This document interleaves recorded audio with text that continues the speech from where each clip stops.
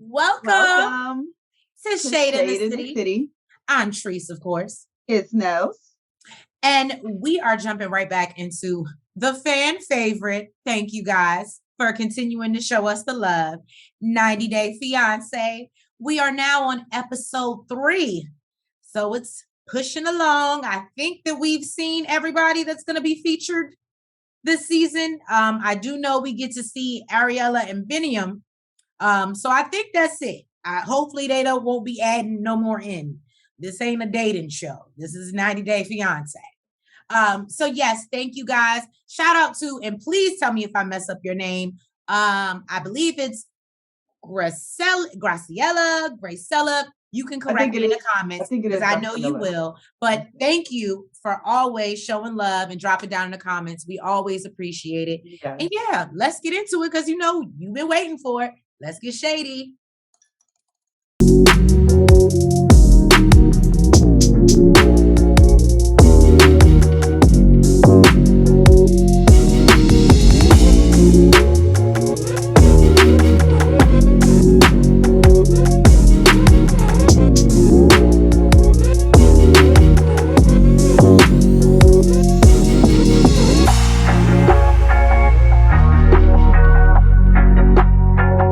Shy and Bilal.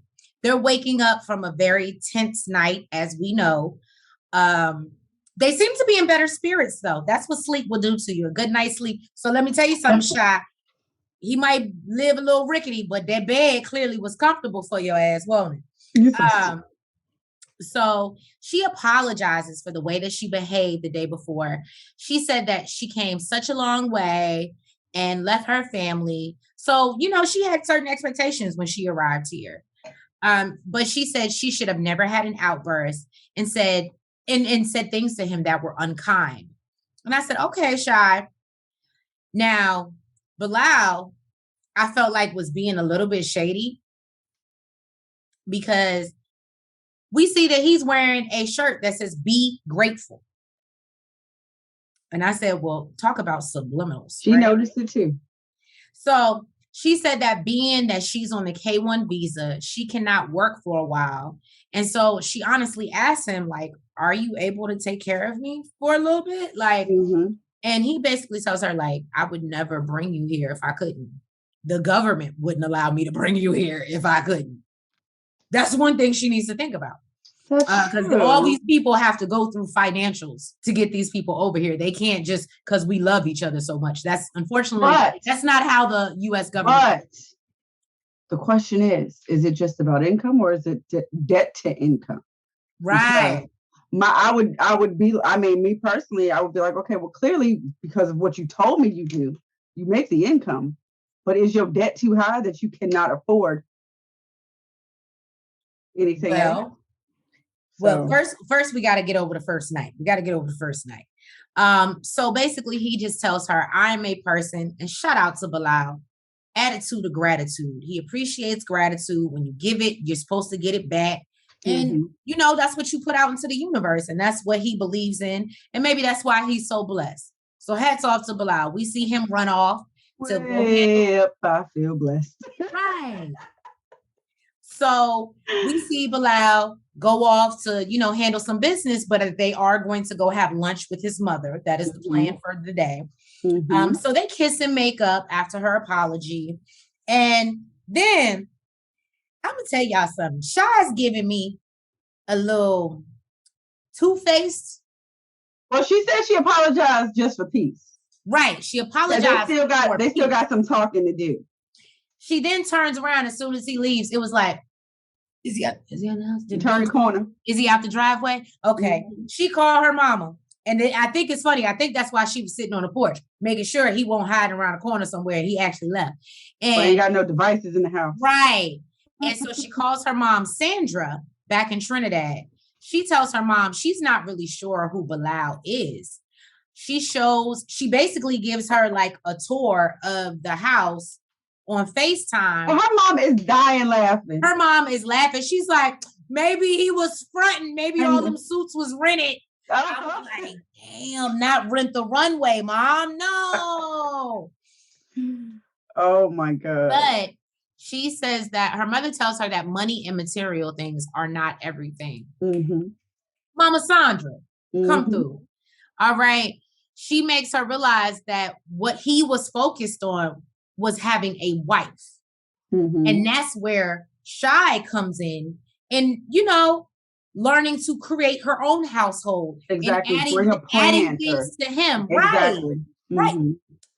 And Shy is Mama really not here for it. Shy really ain't trying to hear. She's like, yeah. Like I mean, I get all Right. that. She's like, but where the money at? So The her money mother reside, tells her, where the money reside. Right, the money reside where the money reside. So her mother tells her, don't rush the brush. I be loving these Caribbean sayings. I swear to God. Right? I do. I don't look. I mean, I have an idea of what it means, but I want it broken down for me, okay? In that accent, I need Right? it, Sandra. Break it down. Do a live so I can and break it down for us. So, Shy lets us know in the confessional. Oh, and then her mom also lets us know. Basically, tells her give him a chance to prove himself. Like you've been there for a day. Then jump back on the next fight here. Right. But give him a chance to prove himself, Right. Great advice, Mama. Right. I don't know, y'all. Mama Sandra might be my favorite character this episode. Shy lets us know in the confessional that she was thinking she was going to get off this plane, marry him immediately, and now she no longer feels that way. She said, I got 89 more days to figure this shit out. Right. And her mom lets her know, you always have a choice, sweetheart. You always have a choice. And I said, okay, come through. Then we have Jabri. Him and Miona are leaving the airport. He's taking her to the truck to show her surprises. And he pulls out this huge box. She's like, oh my God, what did you get me? And it was her cowgirl boots. I didn't think that they were cute, but apparently she seems to actually like them. She loved them. And she says, he's very thoughtful, when he does give gifts, and he always knows what she needs. And he feels like maybe he did go a little bit overboard. He could have did some chocolates and some flowers and stuff, like normal shit. But he's like, that ain't me. That's not how I do it. Exactly. I'm extra as fuck. And she basically agrees, like he is over the top, but she loves that about him. She loves that he's unique and different. And then he's screaming all through the parking lot. And I'm like, you want to rethink that?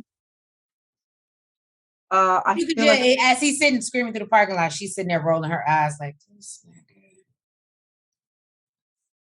It would annoy the fuck out of me. Right. So then they are on their way back to the house. And, on the way back, he wants to show her Rapid City, South Dakota. And she's like, I don't see shit. There's nothing here. Yeah, I see trees. She says it looks nice for a countryside. Mm-hmm. And he takes her to the city. They'll drive through the city. Okay, because she's like, what the fuck? That was downtown. That was downtown. That was downtown. Okay. You know what that gives me? Going through downtown Manassas. Go ahead. And being like, this is it. Mm-hmm. She was like, in Serbia, they got high buildings. This is a one-level building. She was like, normally, like, back in Serbia, we don't got these many cars on the road. People be around walking and, So really what I felt like she felt like it was giving was broke and lazy. Okay. Well, when you can park right up front, because ain't that many people out, you ain't got to walk. You can just park right in front of the building. Lazy. You stupid. She's saying in Serbia they walk. Or maybe they just have more businesses where they're closer to home. You ain't got to drive. I don't know. But then they see an ice skating rink. And he's like, oh yeah, we can go ice skating in the winter. She's like, I don't think we're gonna be here that long. They kind of go back and forth about that because we know she don't want to be here. She wants to move and to not LA. Long at all. She wants to move to LA, but I feel you. I would want to move anywhere besides South Dakota. I was gonna say Rapid City, LA. It's not hard. There's no comparison. So they kind of go back and forth about that, and he's just like, we're both stubborn, and it's hard for both of us to compromise. So I don't know how the fuck this shit is gonna work, but basically, like, we need to get our coins together before, And we all know he's having a problem with his coins. So See, I work. So also Miona is a little bit nervous about meeting his mom because he's like, why? Like, the fuck? Why? She's like, well, you told me she's like, I was nervous after seeing his mama. and I think she kind of thinks that his mom is kind of like her. Like they're both outspoken and Direct. Miona clearly The word knows she used was direct. correct. And Miona knows clearly that she couldn't deal with her goddamn self. That's why she's scared to deal with his mama. If his mama anything like her. So okay. I feel like she has a valid reason to be nervous. He over there trying to play it off cool. Homie, you nervous too. Cut the shit. She is. So we have Eve. She is getting the house ready for her boo. She's getting the rose petals out on the bed, and she's ready. Mm-hmm. She's ready. Turn off the lights. Right? What? You're gonna have to keep going. Light a candle. There you go. Take them off. I just have to turn off my light. You stupid. So on her way to the airport, she talks about, her friends' concerns because they're concerned that, she's being used or, he just wants a green card. And she really don't care. She's like, I'm in love. So at the airport, she's waiting and waiting and waiting. Finally, she sees him and, they do that movie embrace. They run and embrace. The arrival run. Y'all know I love the arrival run. Muhammad says when he saw Eve, he had an amazing feeling and he showed her affection, which is totally different than in Egypt because apparently you can't do that there. He was like, this was my first taste of freedom, was being able to show her affection. I don't know why I thought that was so cute. So, on the ride back to the house, he lets her know, like, it was hard leaving home, basically not knowing when he's coming back. And she really appreciates that. She's like, I really appreciate that sacrifice. My friends are talking about how our cultural differences and I'm the one making the sacrifice, but really you're the one who is leaving everything that you know. You're basically leaving a country that you've never left before. But this is also a concern for her. She is concerned about the next 90 days because, like I said, he's never left that country. And his mom made his meals all the time. And we already know he said he was looking for a mother. But she said basically she's going to be out the house like all day, basically every day. And, that's why I said all that freedom might not be that sweet. Look, she better be the one to get the devices in the house. Okay. Benny and Ariella. Now, we know them from past 90-day franchises because we're junkies. But y'all included. But we learned that Benny has gotten approved for his K1 visa, y'all. Mm-hmm. And they and Ariella is ecstatic that they are moving to the US. However, he is worried about telling his family that he's leaving. And Ariella asked him, well, why would you wait? Why would you ask me that? You understand why the hell I'm scared to tell my family? You said, I would have jumped your ass if I didn't wait till the last minute. So we learned just quick history, because if y'all ain't been here before, then I need y'all to go back and watch it because we got a lot to do today. So Ariella, as we know, comes from a Jewish family, New Jersey, Princeton to be exact, lived a very good, privileged life. Life. She's a freelance writer. She works for her dad's private practice. She lived a very good, privileged life. And we see Biniam, who was raised by his sisters, because I do believe both of his parents passed away. So it's just him and his sisters. And they take care of each other. So yeah, they're not going to take this well. I can imagine. They met obviously when she was on an excursion. Then she got pregnant, moved over to Ethiopia. As we know, they went through their thing. They had the beautiful baby. She had a C-section. Avi, yes. She had a C-section in Ethiopia port that I felt bad for that baby. But anyway, she got through it. She made it. And then we learned baby had would have made it. Right. Then we learned that Avi had a hernia. So she said, you know what, this has been real cool and all, but I got to take my son over for some American care. Cause she was just on this thing that she felt like it was more. I don't feel like she's wrong for bringing him over here to get the surgery. I feel like she's wrong for making it such a emergency. I think she could have made an appointment first. I think she could have waited till the appointment was coming up and then be seen and then go back home, because she just wanted to get out of there by any means necessary. So then we see her get out. Her and Benny stopped talking. Last time we saw, she was like, you're done. You're going to lose your family unless we go to Mombasa, Kenya, and we'll stay there. Other than that, you'll have another son that you don't see. Keep playing with me. So that's what Ari was given. So Benny goes over there to meet her in Kenya, and everything seems to smooth over. Everything seems to work out. And she actually points out in the confessional, so I was right. Well, I didn't really want to be here, but I was right. And he has no choice but to admit she was right. However, she still takes her happy ass and moves back to Ethiopia. I don't know. Well, he had his maybe I missed that part. I didn't understand that. He had his K-1 visa interview in Ethiopia, and she didn't want to go. So she did send him by herself. She said she was not going, but then she decided to go because she wanted to support. I think she was worried that the same shit was going to happen, and he was probably going to be fucking with some bitches. And she was like, I'm on the next flight out this motherfucker.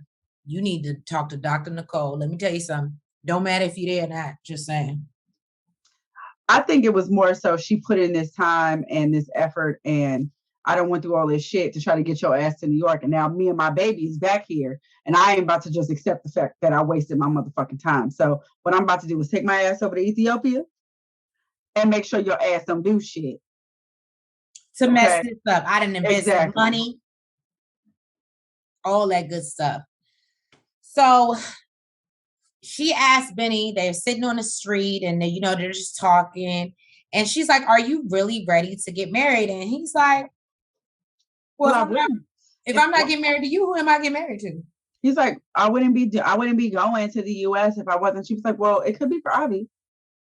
Which she does have a valid point, because we know he will move heaven and earth for Avi. And be in a loveless relationship for Avi, because she even said at one point she weren't in love with me. But he says no, he is ready to get married. I mean, I don't know how true that is. Right.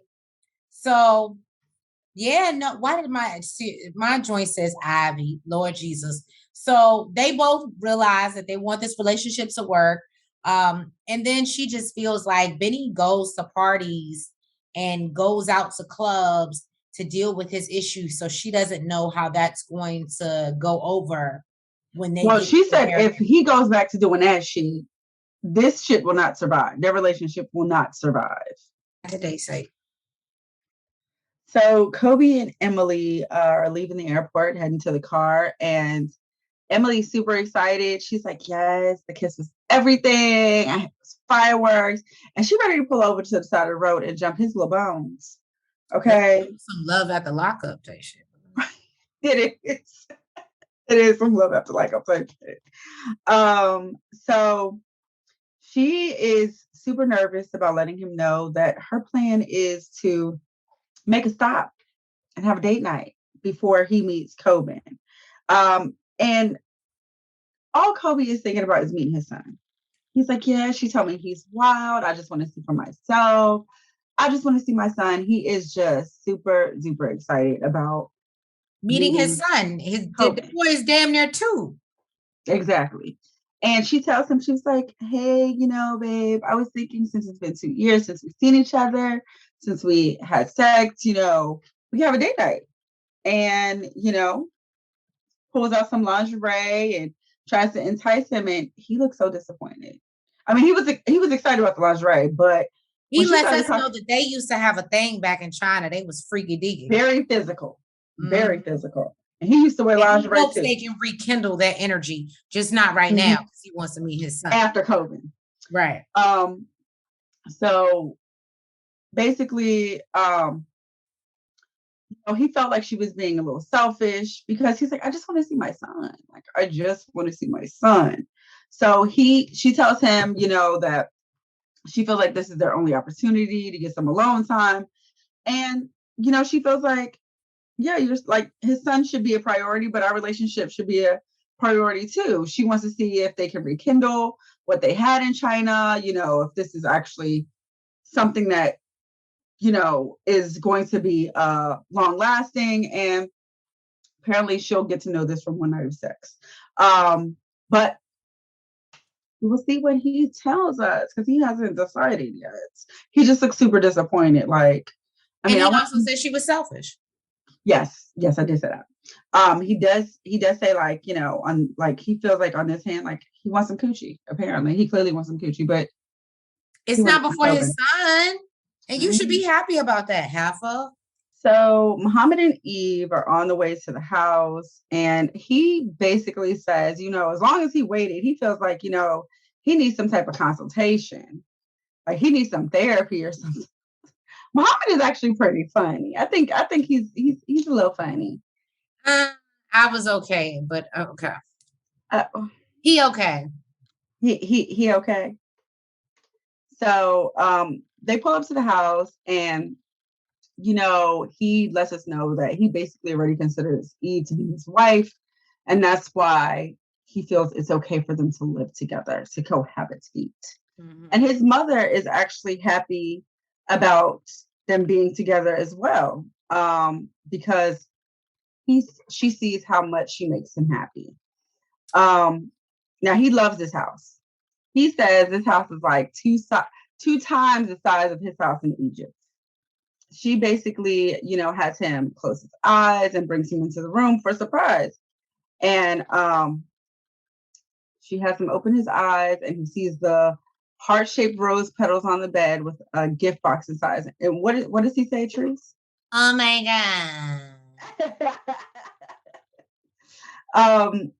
So apparently in the gift box there is a crown-shaped ring, which I thought it was kind of funny, but I thought it was kind of corny. But she was like, "You're my king," and he's just he did it again. Oh my god! Oh my God. Like he don't seem impressed at all. But he says this is what he was looking for. He was looking for someone to make his life easier and prepare everything for him, and that is Take care of him like it's his damn mama. exactly. So she does let him know she was not able to get him the bidet, and he's just like, "You will."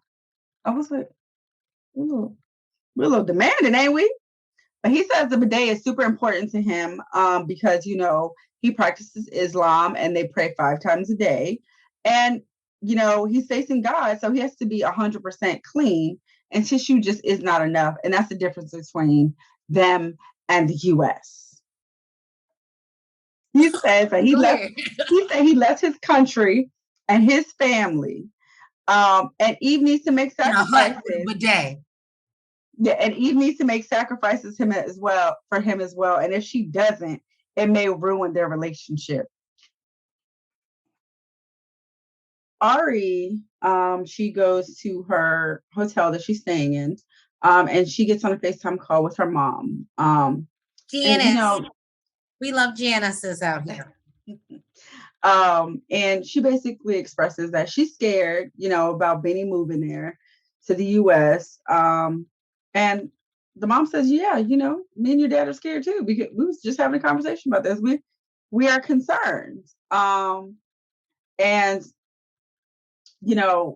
she says that when they fight, Benny, I guess, doesn't want like her parents to know, but really his mom all up in their business already. And she's concerned because where they're moving to in Princeton, is an apartment that her parents are renting out for her, but it's in the same complex that they live in.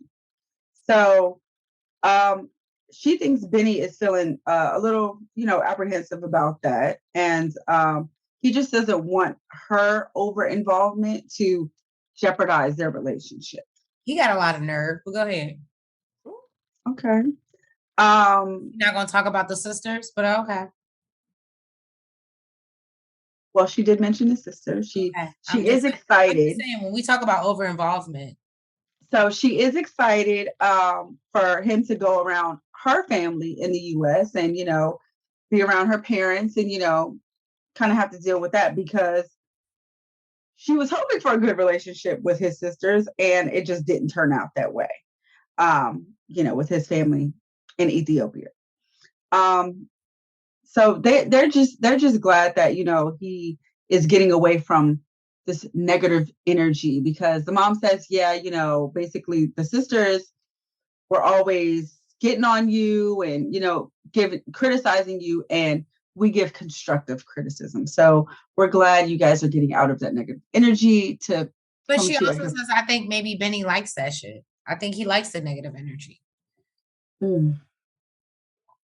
Oh, he need not come to America with that shit. Then Benny is hanging out with his friends, Nati and Tafish. And he plans to tell them that he is leaving for the US in 3 days. He says that, they've been friends for a very long time and they've worked together doing music. So he wants to tell them, he sits them down and lets them know, Ari, wants to have everything fresh and everything new. And because of this, I will be moving to America in 3 days. And one of his friends was super excited for him. And the other one was like, well, you didn't tell us. That was late notice like shit. 3 days. 3 days. Like, now. Right? 3 days. He's like, this is really hard to digest. And they're trying to understand how this is going to work because he's like, you and Ari, like, y'all argue a lot. Like, one of his friends say, this is, when I think about marriage, this is not one of the best marriages that I've ever seen or best relationships that I ever seen. So they want to know, is it for Ari or is it for Avi? And he says, he doesn't want to be far from Avi. And even if he didn't love her, he would still go to be with Avi. But, they are getting better and they do love each other. And he hopes that, good things will come in the future. And he says, regardless to the fights or whatever, he would still go. He would still go because he doesn't want to, break up his family. So he also lets them know that his sisters don't know. And he plans to tell them at the video premiere for Dancey Dancey because he feels like they'll be happy and be in a good mood and your belly's full. Exactly. So he's hoping it'll be a good vibe for them to take in this information. But he is worried that he is going to break his family's heart because, they did raise him and they're very protective of him, especially after his last relationship with the woman who moved to the US. And his friend tells him, God be with you and good luck. Godspeed.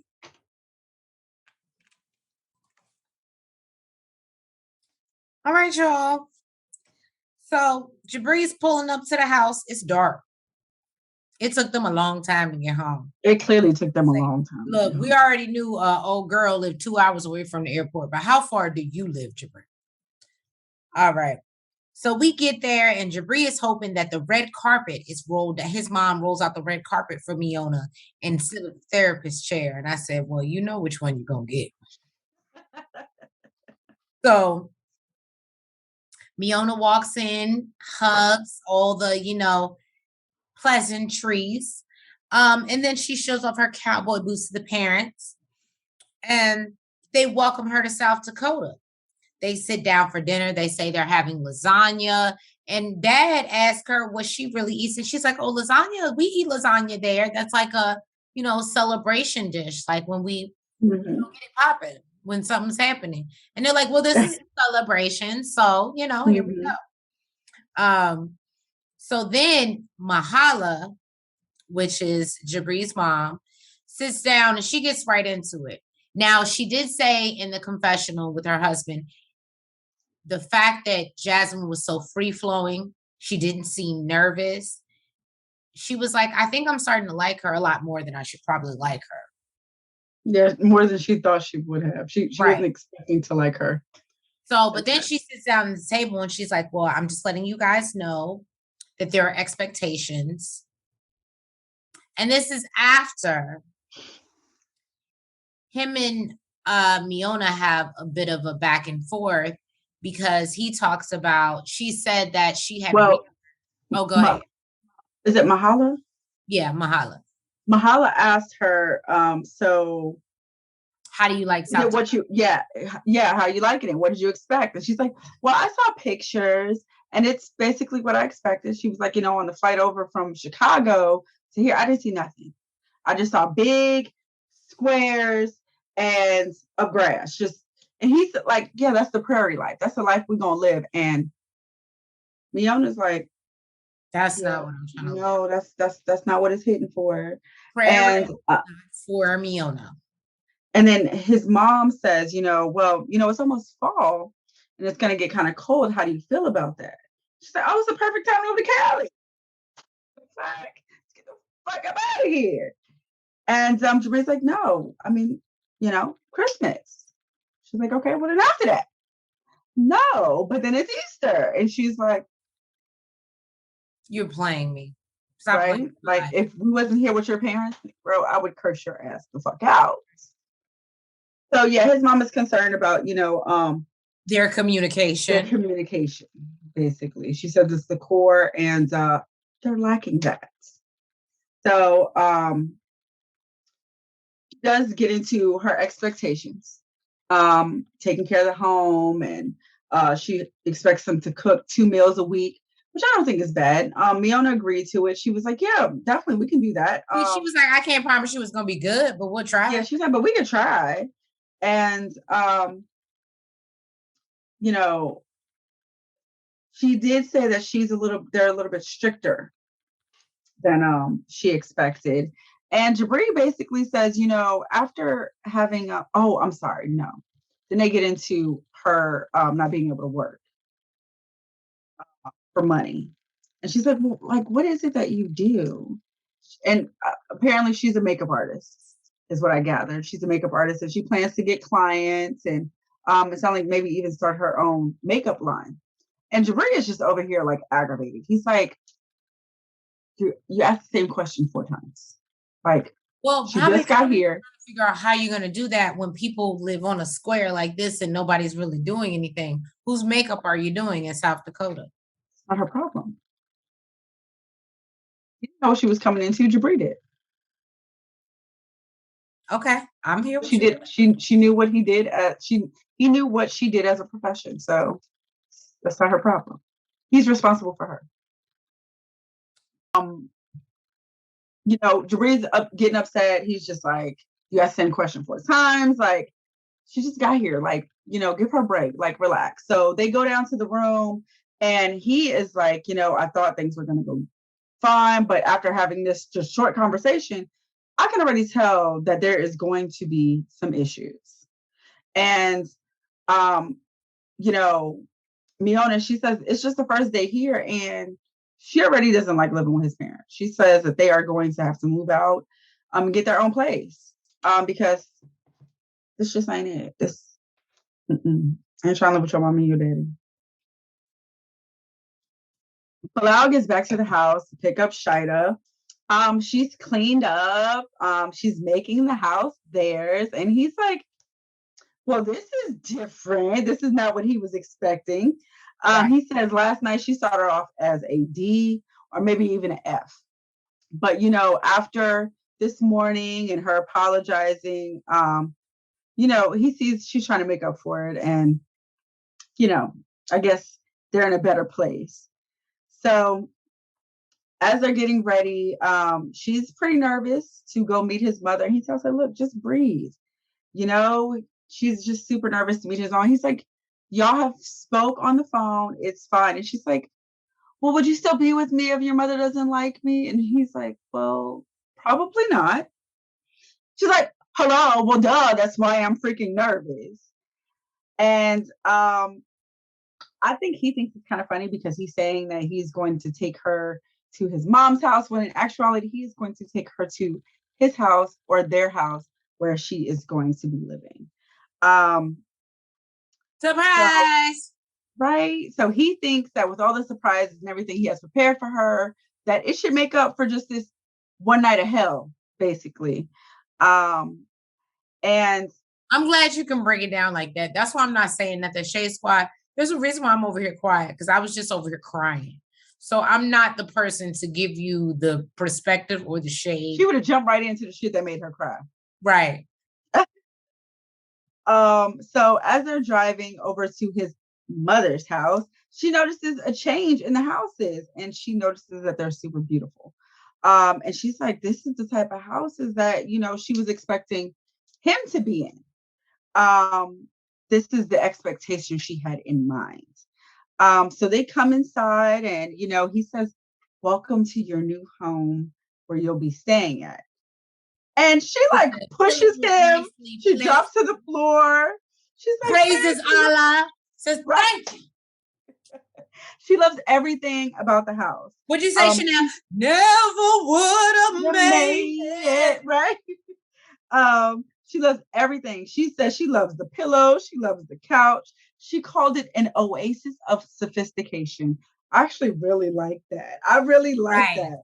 And he even laughed. He was like, oasis of sophistication. Yeah, she was like, yes, this is what suits you. This is what I thought you should have.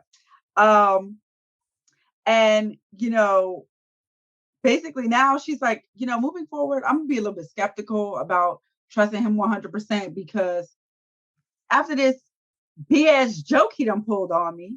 So then he takes her upstairs into the room and shows her all her gifts and surprises. I think she was excited about that, but she looked more excited about the mirror. There was like this mirror with these crystals all around it. It was a really pretty mirror. So, he talks about how the house that they went to was the house that he grew up in. And he just really wanted her to see, his roots and where he came from. And they did have conversations previously about, if he lost all his money, they may need to live in a studio. So she always said, that she would ride for him. And he wanted to make sure that that was true. Now, she was like, of course, you can't just get upset with me about what I said, which, I mean, she was really nasty. She was really disrespectful, but she was still willing to stick it out. So I guess technically she did prove herself. She got up in the morning, was trying to get the house ready. It took some talking off of a ledge, but she was willing to do it. But she is not happy that he did put her through the test because she feels like he doesn't trust her. And she don't want to be with somebody they don't trust her. Okay. And they both agree that basically they still have some talking to do about what happened. So then he takes her into a room that he made into her own personal yoga studio, which was amazing. She was super overwhelmed. She said that the yoga studio she had back in Trinidad, she used to rent, and now this is her own yoga studio in her home. He even framed a article about her on the wall. She got up immediately and seen it, burst into tears, and she was just super overwhelmed. I cried too, y'all. Yeah, she did. She did. I cried. She was apologetic. Like doing for going outside themselves and gifting you with something that has nothing to do with them. Mm-hmm. Yo, I'm telling you, it'll make you cry every time. That's some real selfless shit. That's called selfless. Yes. Love. She was just taken aback. I mean, she loved it. She was like, he took a piece of my home and brought it into our home, back from Trinidad. Well, he says that he thinks that the prank kind of backfired and blew up in his face because he's still not really sure if she got the message. And he's a little bit concerned that, she's happy about all of this versus, being happy about him.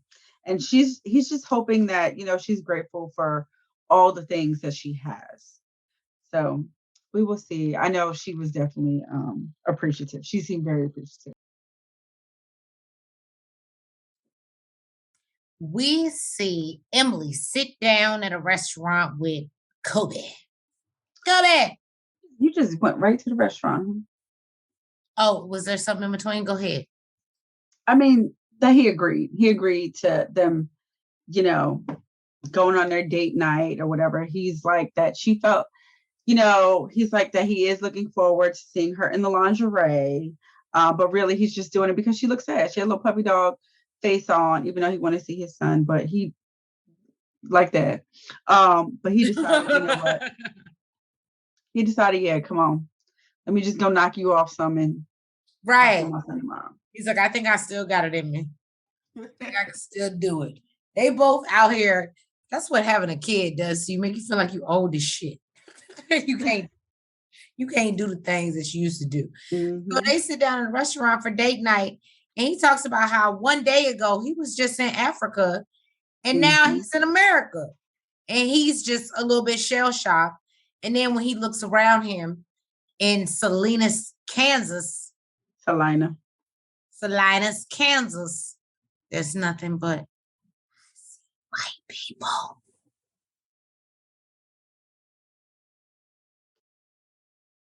And it bothers him a little bit. He said, now maybe, Nels, correct me if I'm wrong.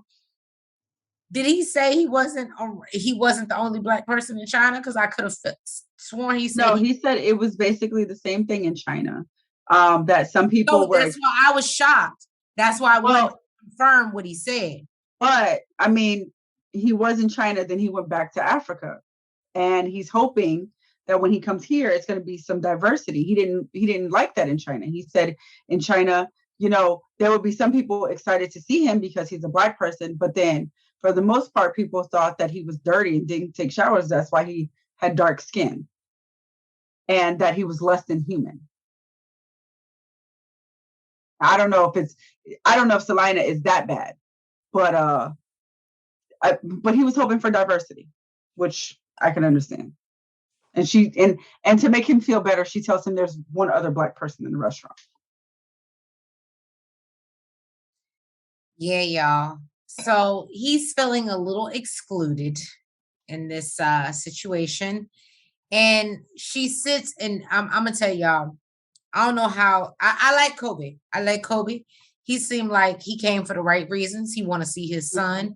He want to start a family, and he's willing to do it by any means necessary. We learned that he sold his cafe that he invested in because he was leaving and it wasn't doing what he thought it was going to do. So he broke even. But then I thought on a romantic night for you to take the time that you pressed him for.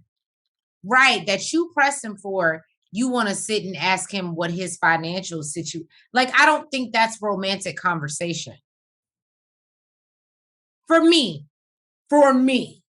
finances is not a romantic conversation. Yeah, she's the one that brought up the cafe. Right.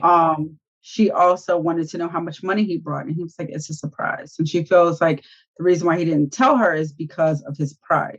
And he actually tells her, it's the first day. Calm down. You're not going to buy your own ring. He was like, back in China, did you pay for anything? And that's what I love. He brought it. He was like, let's go to history, baby. You never paid for shit. And he's like, and she's like, well, out here being a city girl, a China city girl. And she's like, no, but you were working then. So give him a chance, boo, to work, because you knew with him coming over here on a K-1 visa, he could not work. So regardless of how much money he brought, does not mean that he wants to go broke. Okay. So I don't know. It was a lot. It was a lot for the first night. It was a lot, especially being that he could have been playing with his son. Instead, he pressed his ass to come out to dinner and to go fuck. So basically, I didn't like that. I didn't like that. Yeah, it was a lot. He basically told her, like, let's cut this conversation. Okay. And yeah, let's look forward to getting back to the hotel because this took a turn for the worst. Right.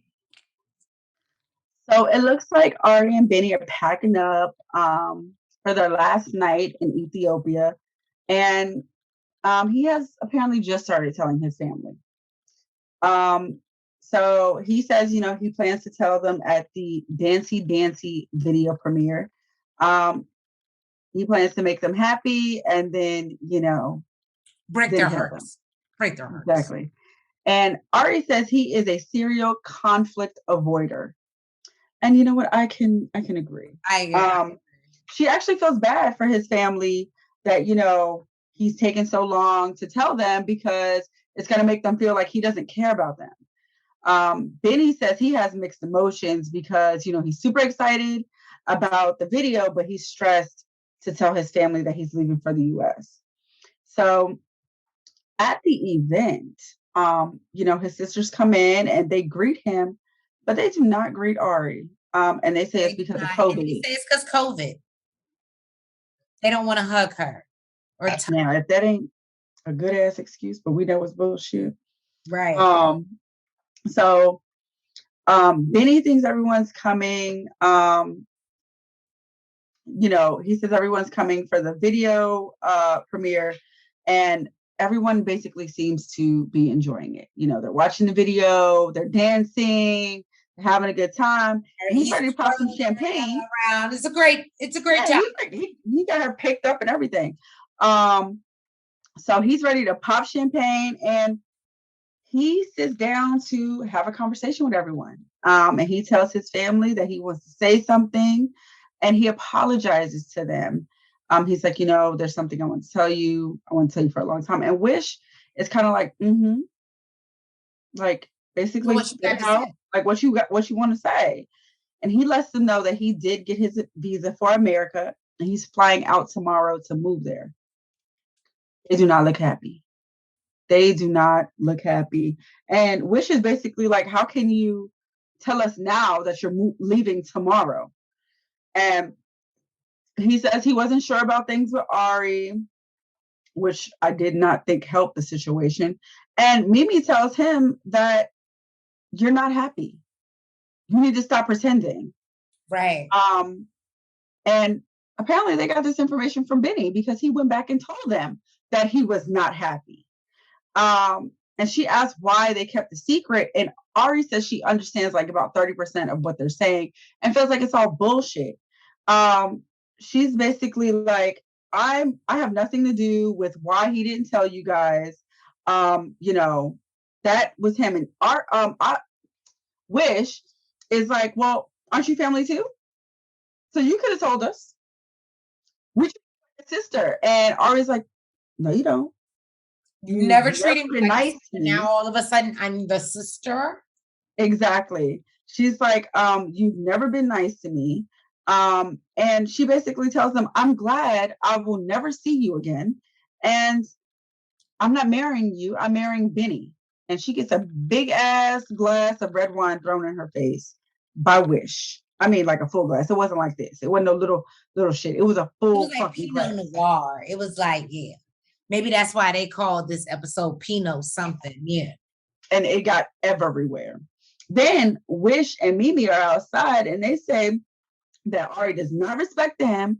She doesn't respect Benny. And they only have 90 days. And she hopes that it does not work. And she believes with 0% chance that it will. She has no hopes for them. And you know what? Agree. Thank you guys for tuning in to another review of 90 Day Fiance. Please make sure that you guys like, you comment, you subscribe, and hit the notification bell. And we will catch you next week for another episode. We're tired. It's about 2 o'clock in the morning here. We tired, but we love you and we gave it to you. It's past 2 o'clock. Not do that to viewers, but we love y'all. Mwah. We'll catch you next time. Front, back, side to side. Make sure you go like and subscribe. Front, back, side to side. Make sure you go like and subscribe. Hey!